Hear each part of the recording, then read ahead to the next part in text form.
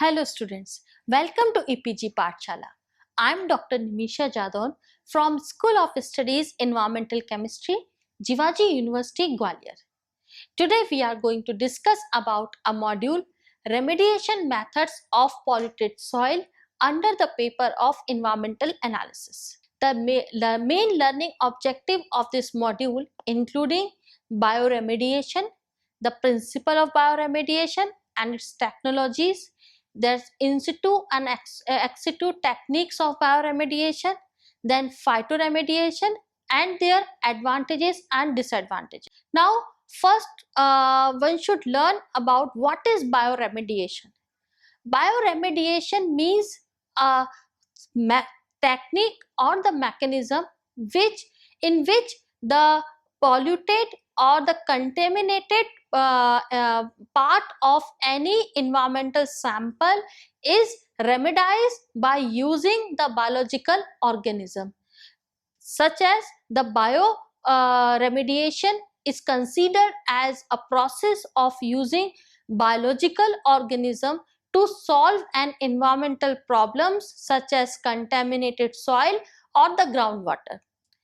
It is a cleanup technology that uses naturally occurring organisms to degrade or transform various hazardous chemicals to less harmful or non-toxic compounds. The principle or objective of bioremediation is to use the naturally occurring biodegradative process to clean contaminated sites. Hence, the bioremediation process utilizes biological methods for cleaning the contaminated sites, including soil, water, air. The end products of bioremediation, such as water, carbon dioxide, and microbial biomass, are non-toxic to environment and living organisms. Here in this picture uh, shows the circle of bioremediation, which start from the delineation of contaminated sites and soil sampling, then the laboratory test and the isolation of microorganisms that break down the pollutants carried out in the laboratory section. Then after that, excavation of the land, then the transfer to a place where they will be purified. This method comes under the ex situ remediation method. Then the next step including the construction of the projected crowd mechanical mixture of the soil, the addition of microorganisms and nutritive substances necessary for efficient degradation of pollutants, that is known as bioremediation. After the bioremediation, by reducing the level of pollutants in the soil, independent institutions carried out the analysis and confirmed the result. Then, the restoring the land to the place from which it was taken and establishing the old topography. So, the whole circle is start from the identification to the re-establishment of the natural condition done by the bioremediation processes. Now, we discuss about the factors of bioremediation. The control and optimization of bioremediation processes is a complex system of many factors. These factors include the existence of a microbial population capable of degrading the pollutants, the availability of contaminants to the microbial population, then the environmental factors like types of soil, temperature, pH, the presence of oxygen or other electron acceptors and nutrients. The other minor factors of bioremediation including the contaminants type and its concentration, water content and geological characteristics, nutrients availability, external electron availability, soil type, temperature, bioavailability of pollutants, co-metabolism, gene expression, and the type of microorganism used. Here we are discussing about the various types of bioremediation organisms. The number one is the microremediation, that included or that is done by using the microorganism. The second type of remediation is known as macrophage remediation, which is done by the use of fungi. And the third one type of bioremediation is known as phytoremediation, which is done by growing the plants. Now, in this figure, we have discussed about the bioremediation strategies. Bioremediation is done by the two processes. The number one is in situ bioremediation. Number two is the ex situ bioremediation. The in situ bioremediation is done by intrinsic bioremediation and engineering practice, and the ex situ bioremediation is only done by engineered practices, which include solid phase, liquid phase, and the vapor phase.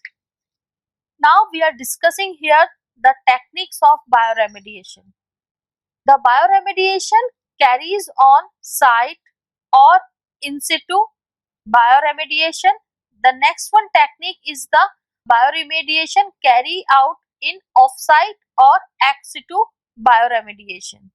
Number one, we are discussing here about the in situ bioremediation, and it is also known as passive bioremediation.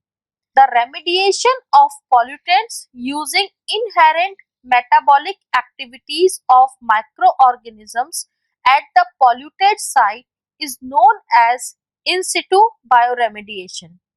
When the microorganisms are added or exposed to the pollutants, they degrade the pollutants as a result of their metabolic activity.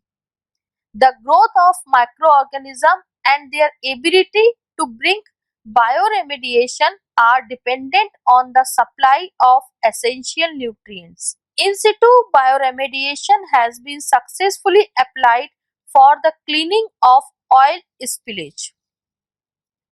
There are two types of in situ bioremediation technique. It include intrinsic in situ bioremediation and accelerated or engineered in situ bioremediation. First of all, we have discussed here about the intrinsic in situ bioremediation. The remediation of pollutants using inherent metabolic activity of the microorganism, usually indigenous microbes, is known as intrinsic bioremediation. The microorganisms may be tested at the laboratory for their natural capability of the biodegradation and appropriately utilized. However, the microorganisms or the site of which the pollutants are to be removed are not manipulated. The second procedure is accelerated or engineered in situ bioremediation. It is the in situ bioremediation in which the nutrients or substrates are added to the site, for example, oxygen, lactate, nitrate, etc., or the environment is modified to stimulate the growth of microorganisms to increase the rate of degradation.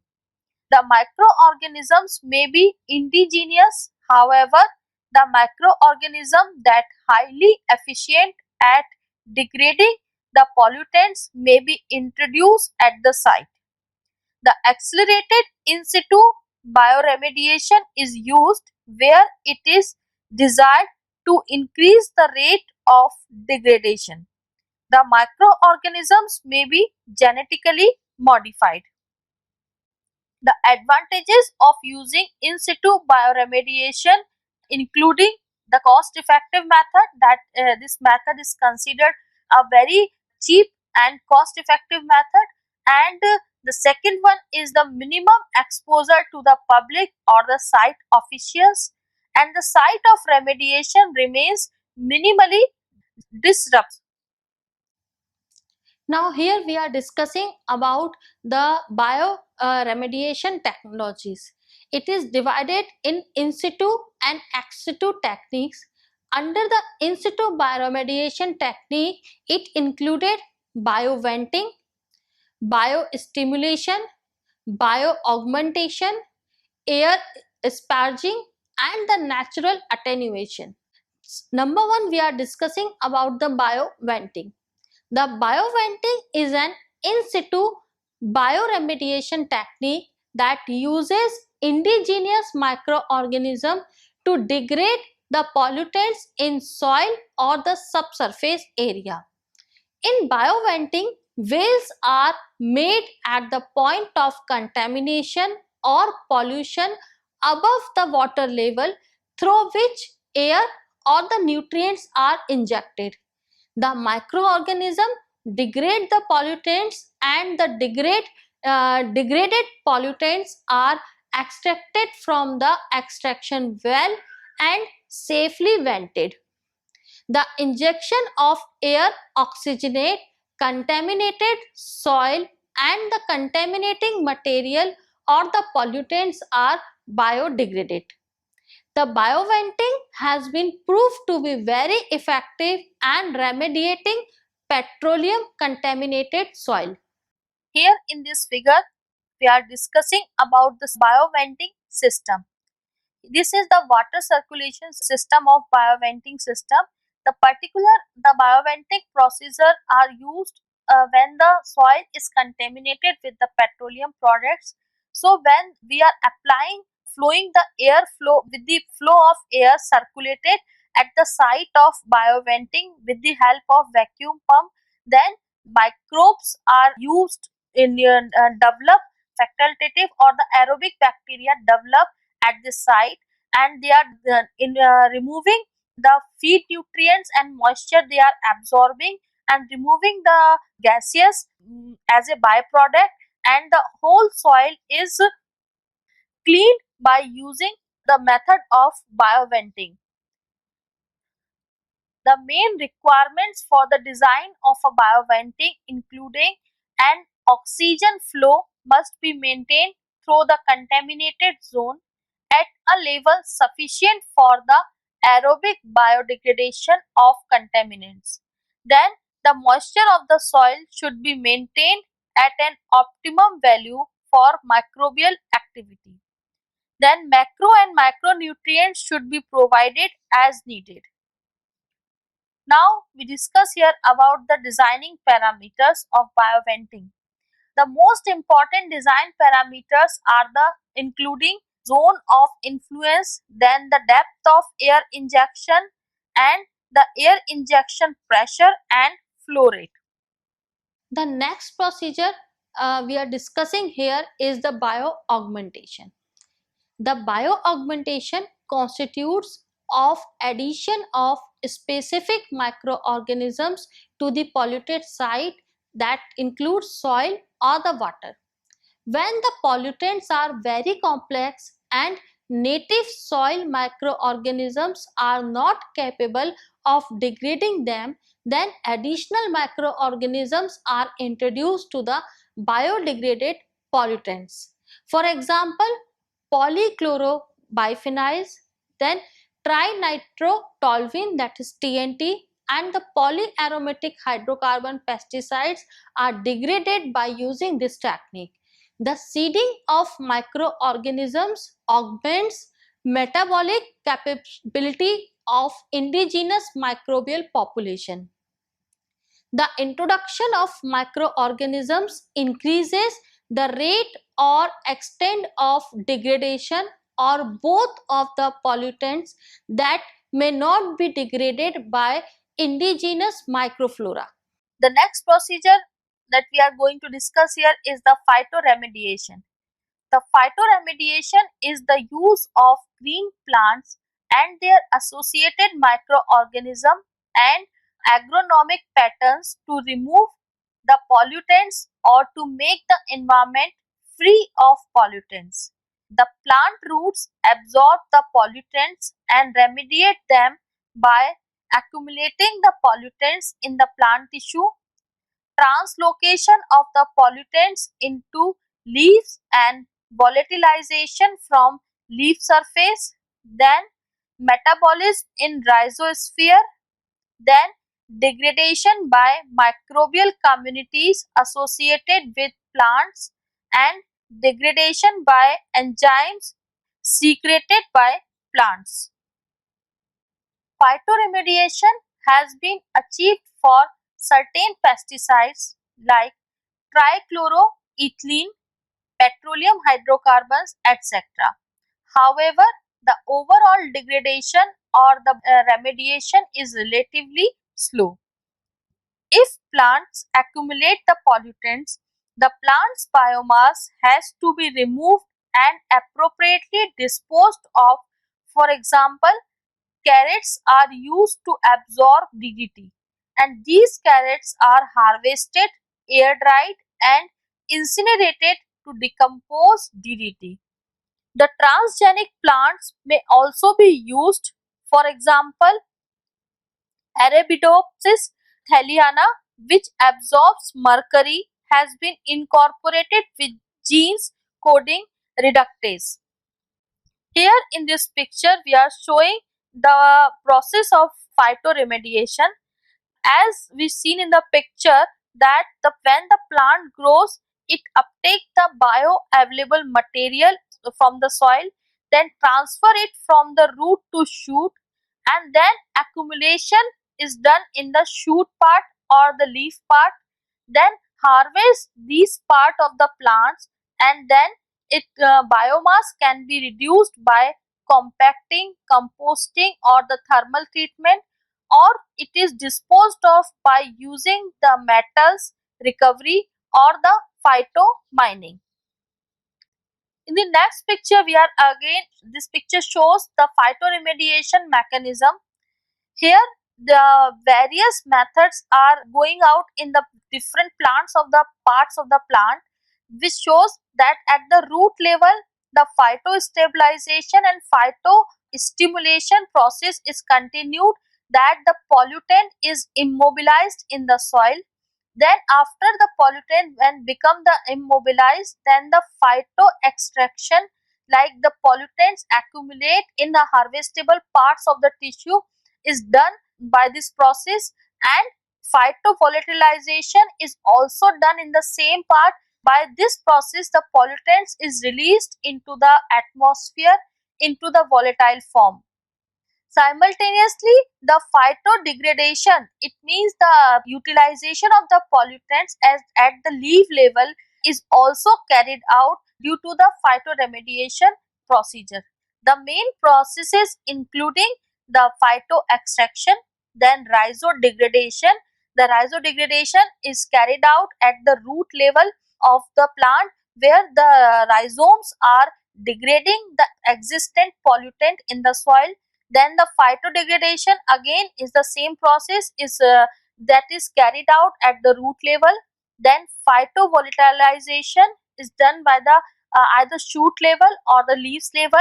Then the phytostabilization, that is also done in the roots of the plants, and the rhizofiltration is also done in the root part, where the rhizomes of the roots filtrate the pollutants from the soil. Here in this figure, we are discussing the air sparging method. In this method, there are the vacuum pump and the compressor, which provides the forced airflow deep into the contaminated soil. Then the airflow mixed with the contaminated soil, and the microorganisms are developed with the help of nutrients and the moisture, so that they are synthesize their food with the help of the pollutants present in the soil, and the soil is decontaminated by this process. Now we are discussing here the method biosparging. Biosparging is an in situ bioremediation technique that uses the indigenous microorganisms to degrade the pollutants in saturated zone. In biosparging, oxygen and the nutrients are injected into a saturated zone to increase the biological activity of indigenous microorganisms. The biosparging can be used to reduce the petroleum products that are dissolved in groundwater or adsorbed to the soil below water level. It is more effective to remove pollutants in saturated zone. The biosparging is most effective at site with the medium weight petroleum products like diesel, kerosene, etc. Biosparging promotes the biodegradation and the process is similar to the bioventing. Now the next procedure is known as biofilters. The air emission from various industrial or the waste treatment process release substances into the atmosphere that may be hazardous to human. The air emission can be controlled by various physicochemical means such as condensation, scrubbing, adsorption, etc. However, these processes are costly and difficult to operate. The volatile organic emission is substrate of for microbes. Hence, the use of microorganisms through biofilters like trickling biofilters and bioscrubbers. The biofilters are the solid surfaces with microbes grown on them that are able to degrade the pollutants in industrial air emission. In biofilters, the microbial communities are grown on solid surfaces to produce biofilm. When the gas stream containing organic pollutants are passed through these systems, the pollutants are adsorbed onto the biofilm. The microorganisms are immobilized on a solid support, and the classical biofilter use compost, soil, bark, peats, etc. as a filter media. The major pollutants removed from air by the use of biofilter: the hydrogen sulfide, dimethyl sulfide, terpenes, organic sulfur gases, ethylene benzene, tetrachloroethylene, and mercaptan are some example of pollutants that removed by the biofilters. Now the next technique that we are going to discuss here is the ex situ bioremediation or off-site bioremediation techniques. It is the bioremediation in which the polluted material are collected from the polluted site and the bioremediated with the requisite microorganism that is known as the consortium of microorganism at the designed place or the site. This has been successfully applied for the bioremediation of soil and water. This picture shows the ex situ engineered bioremediation strategies. Here we have seen that the soil is contaminated by leaking some drums of chemicals or the petroleum products. Then the contaminated soil is excavated and treated in a number of ways, which includes the slurry phase bioremediation or the solid phase bioremediation. In the slurry phase bioremediation, the soil or the contaminated soil mixed with the water, oxygen and the fertilizer to stimulate microbial degradation of the pollutants. And in the solid phase bioremediation, three processes are carried out, including the composting, land farming and the biopile. In the composting, the soil and the hay of the other bulking agent mixed together to convert it into the manure or convert the natural fertilizers. Then the land farming, including the soil is transferred into a particular land where the filter and flutes are present to collect the leachate of such kind of pollutant. Then the biopiles, including the chamber of the soil pile, which is sprinkled by the chemical vapors so that the chemicals or the pollutants present in the soil is react with such chemical vapor and removed from the soil.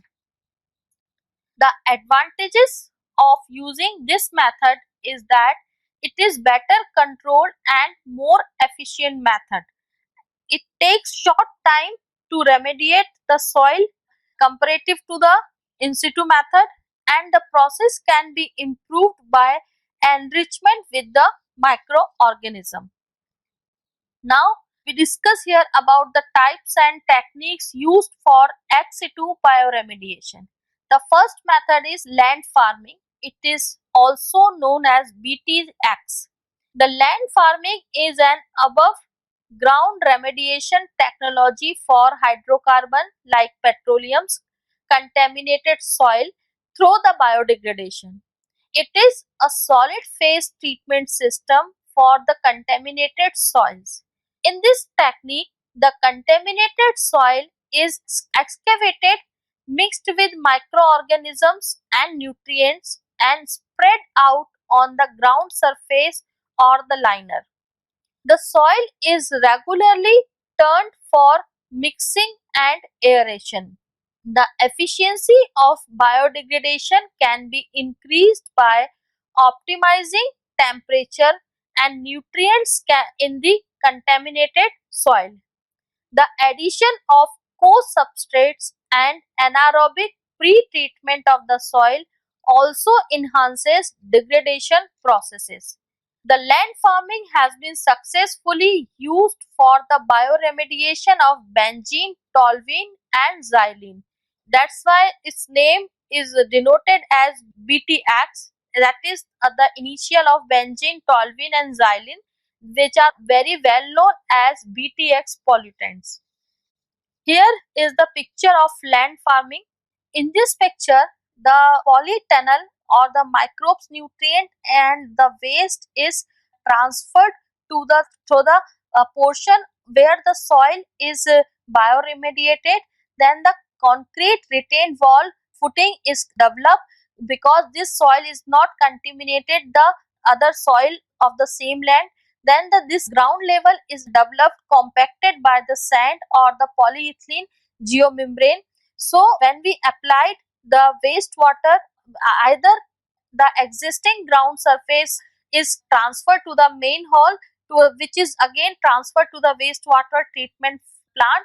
But when we doing the land farming here, then the microbe nutrients or the waste is mixed with the soil particle, so that they are degraded the pollutants, particularly benzene, toluene, xylene from the soil. Now we are discussing here the another one ex situ technique, that is composting, or we are also known this technique as a biopiles. The composting is the anaerobic thermophilic process of microbiological degradation of contaminated material like organic waste to stable end products that are usually compost and that can be safely disposed of into the environment. It is controlled biological process by which organic contaminants are converted by the microorganisms to safe established byproducts. The contaminants are degraded typically under a thermophilic conditions. In most of the cases, the composting is achieved by the use of indigenous microorganisms. The waste that are established to less complex material with the decrease in their masses. This figure shows the treatment procedure through the biopiles or the compost method.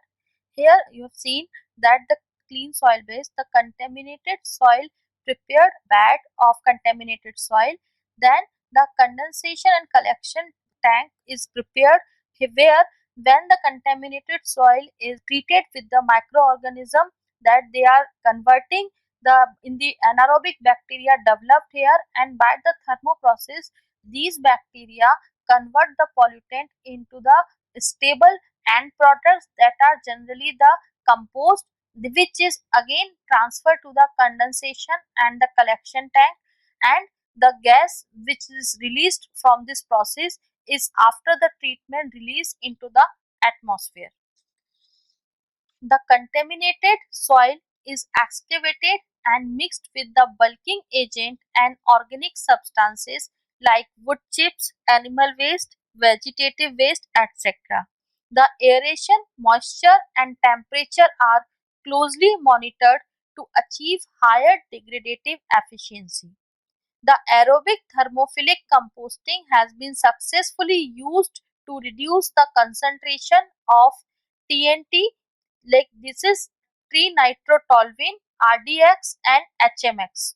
Then the composting has also been used to treat sewage, sludge, soil contaminated with diesel, waste from breweries, antibiotics, fermentation, waste and waste from the processing units. Methods of composting included windrows, aerobic, static pile and in vessels. Now the next method is bioreactors. In this approach, the biodegradation of the contaminants is carried out in a large bioreactors. The bioreactors can be used to treat liquid effluents or contaminated solid waste. The contaminated solids or the liquids are subjected to bioremediation under the controlled condition in specifically designed aerator. The nutrient supply, temperature, aeration, moisture, contact between the microorganism and the pollutants, etc. are maintained at optimum condition. Hence, the degradation is very rapid and efficient. However, running cost of bioreactor is very high. The in situ methods for the biological treatment of organic contaminants. First one is the bioremediation in the Vadose zone. When the contamination exists substantially above the water table, that is in the Vadose zone, a very efficient in situ technique that may be used is bioventing, which is similar in many ways to SVE technology. The next one is the bioremediation in the water saturated zone. The two kinds of system are usually applied for it. The number one is water circulation system, where underground is pumped oxygenated in surface installations and re-injected in the contaminated aquifers. And the second one is the air sparging system, which involves the injection of air directly into the groundwater. Here we are discussing about the examples of some microbes that are used in the bioremediation, that include Pseudomonas putida, then Bucholderia, then Methylocyanus, then Ralstonia, then E. coli JM109, then Comemonas and Pseudo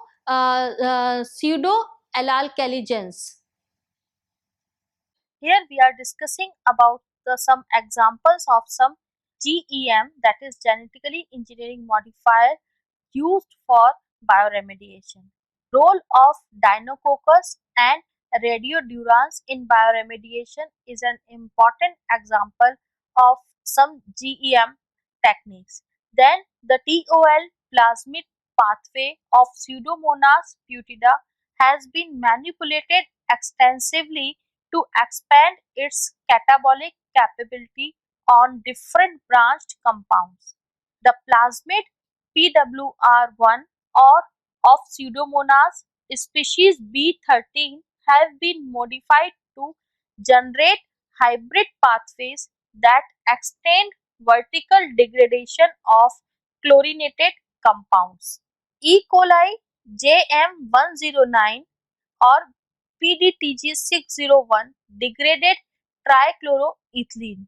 An aerobic bacterium Burkholderia cepacia G4 degrades trichloroethylene to carbon dioxide and non-volatile products by toluene O monooxygenase when TN5 mutants of strains G4 were constructed via triparental mating. The Ralstonia eutropha AEK301 produced via triparental mating and have lost phenol hydroxylase activity is used to degrade trichloroethylene. Now we are discussing about the advantages of using the bioremediation process. There are a number of cost efficiency advantages of bioremediation that includes the because it is a natural process and it is highly cost effective comparative to other chemical methods. The toxic chemicals are destroyed or removed readily by using the natural microorganism. Then these methods having a low capital expenditure and they required less manual supervision. These methods required less energy as compared to the other technologies, and the genetically engineering modified technologies can also be employed in the bioremediation. Now we are discussing here about some limitation and disadvantages of bioremediation. The bioremediation process is generally a slow process, and the heavy metals may not be removed effectively by using this technique. For in situ bioremediation, the site must have soil with the high permeability, otherwise it is not applicable in a right manner. Then this method does not remove all quantities of the contaminants, and the stronger scientific base is required for the rational designing of the process and the success. This is the main disadvantage of this technique. So at the end of this module, we can conclude it that the bioremediation is the process of using biological organism to solve an environmental problem such as the pollution in the soil or in the water. When the contamination exists substantially above the water table, that is in the vadose zone, a very efficient in situ technique is used to control the contaminants at that level without affecting the water table. Then air sparging system involving the injection of air directly into the groundwater to decontaminate the water at the ground level, and both inorganic and organic contaminants can be addressed by applying the phytoremediation technology. So here we have discussed the various kinds of bioremediation techniques that includes the plants, microorganisms, animal and the other natural processes. Thank you so much.